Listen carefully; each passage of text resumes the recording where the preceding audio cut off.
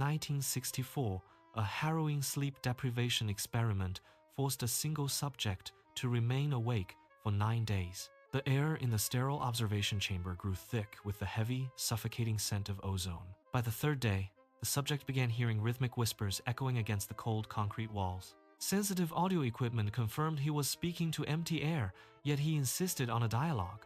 As the days progressed, his sanity frayed like a worn rope under immense, unrelenting psychological pressure. He meticulously covered every mirror in the room because his own reflection moved out of sync. The man avoided the dark corners of the room, claiming a tall, featureless entity stood there. It watched him with a silent, predatory focus that made the very atmosphere feel deeply hostile. By the 8th day, he refused to blink, his eyes bloodshot and burning from the strain. He was terrified that closing his eyes transported him to a parallel version of the room.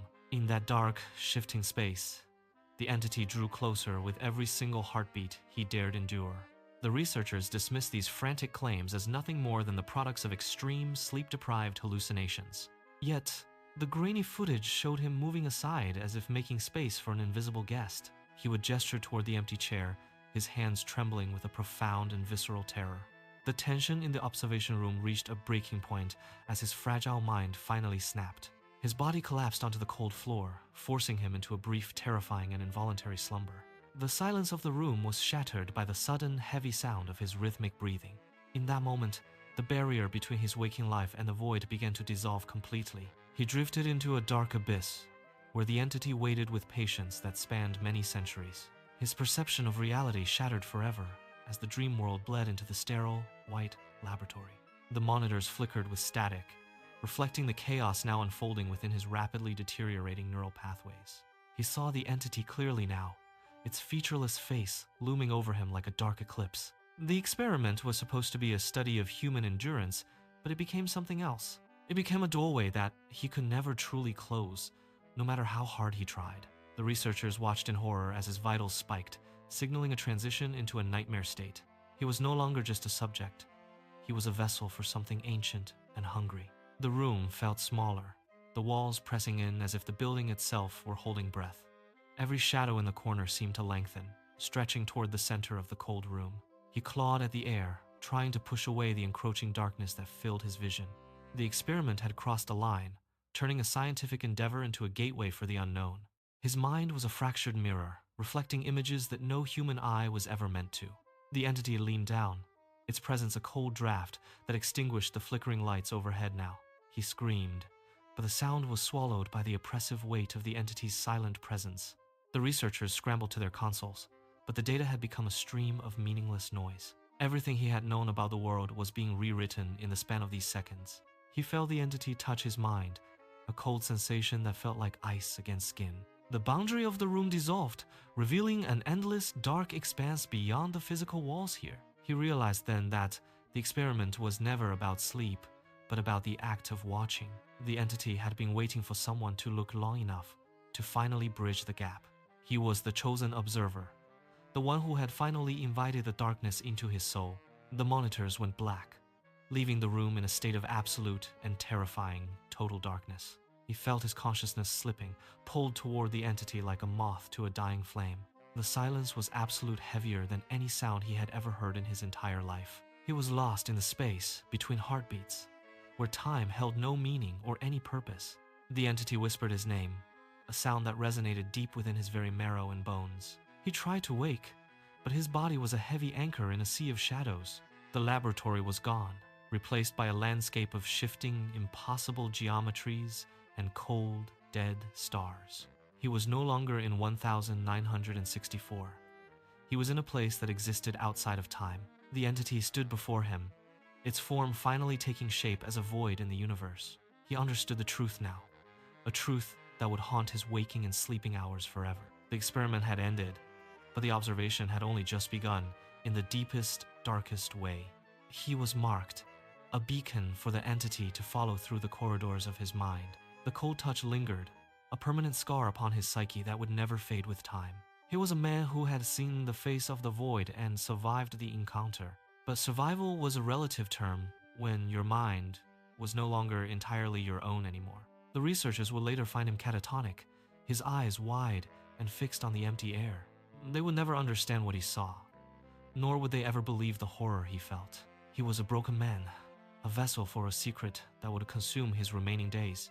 The experiment was a failure, but the discovery was a triumph of the most terrifying kind. He closed his eyes, and for the first time, he knew he was never truly alone. The tension reached a breaking point when his body finally collapsed, forcing him into a slumber. Upon waking from his brief, terrifying collapse, the subject screamed that the entity now knew him.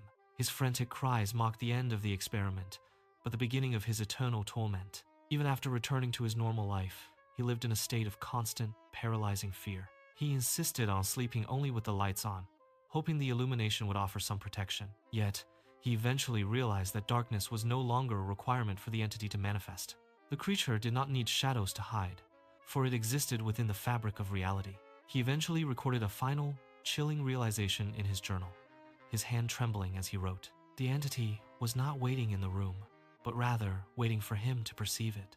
He concluded that dreams are not mere products of the human mind, but actual, dangerous places. They are physical realms that one can visit, and sometimes something is already there waiting. Something ancient and patient was lurking in the silence, waiting for the dreamer to arrive. He never participated in another study, retreating from the world into a shell of isolation, spending his remaining days terrified of the moment he would have to close his eyes again. He was forever haunted by the horrific truth he uncovered during those 9 grueling, sleepless days. The subject sat in his dim apartment, eyes wide, refusing to let his heavy lids fall. He watched the corner of his bedroom, where the air seemed to ripple and distort slightly. The entity was always there, a featureless shadow that defied the laws of light and space. He clutched his journal tightly, the ink smudged where his sweat had dripped onto the pages. Every sound in the house felt like a footstep, a slow approach toward his fragile bed. He remembered the feeling of the parallel room, the cold air that smelled of ozone. He knew that if he slept, he would be pulled back into that dark, impossible place. The entity was not just a hallucination, but a predator waiting for his guard to drop. He stared at the ceiling, counting the seconds, praying for the sun to rise once more. But the sun offered no comfort, for the entity could see him even in the daylight. He felt his gaze pressing against his skin, a weight that made his breath hit sharply. His life had become a prison of his own making, defined by the fear of sleep. He wondered if the researchers knew, if they had seen the entity in the grainy footage. Perhaps they were just as blind as he had been before the 9th day began. The truth was a burden he could not share, a secret that burned in his mind.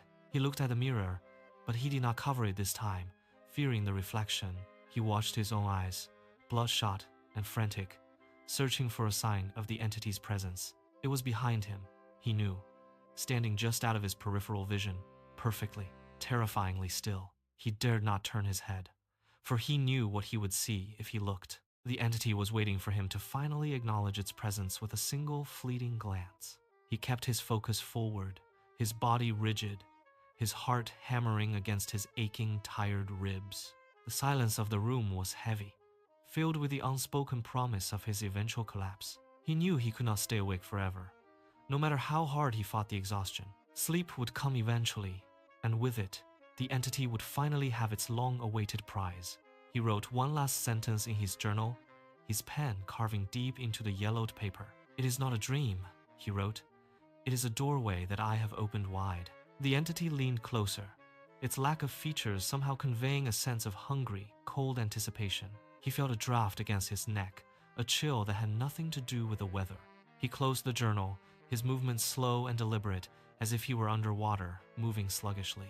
The room seemed to shrink, the walls closing in as the shadows grew long and deep. He knew the end was near, the moment of surrender that he had dreaded for years.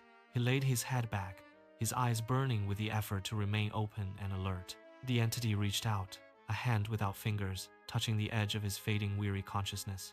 He tried to scream, but his voice was gone, trapped in the depths of his exhaustion. The light in the room flickered, then died, plunging him into the darkness he feared most. He felt himself drifting, falling into the abyss where the entity lived and waited for him. There was no escape from the truth, no sanctuary left in the waking or sleeping world. The parallel room awaited, its cold, featureless walls ready to receive him once again, forever trapped. He surrendered to the dark, feeling the entity's presence merge with his own fractured, broken mind. The experiment had ended, but the observation would continue for the rest of his short life. He was the observer, and he was the observed, caught in a cycle that never ended. The journal lay open on the floor, its pages fluttering in a wind that did not exist. The room was empty, yet the air remained thick with the feeling of a lingering presence. The 9th day had never truly ended, for he was still living it in his mind. He was waiting, and the entity was waiting, in the silence of the eternal, dark void.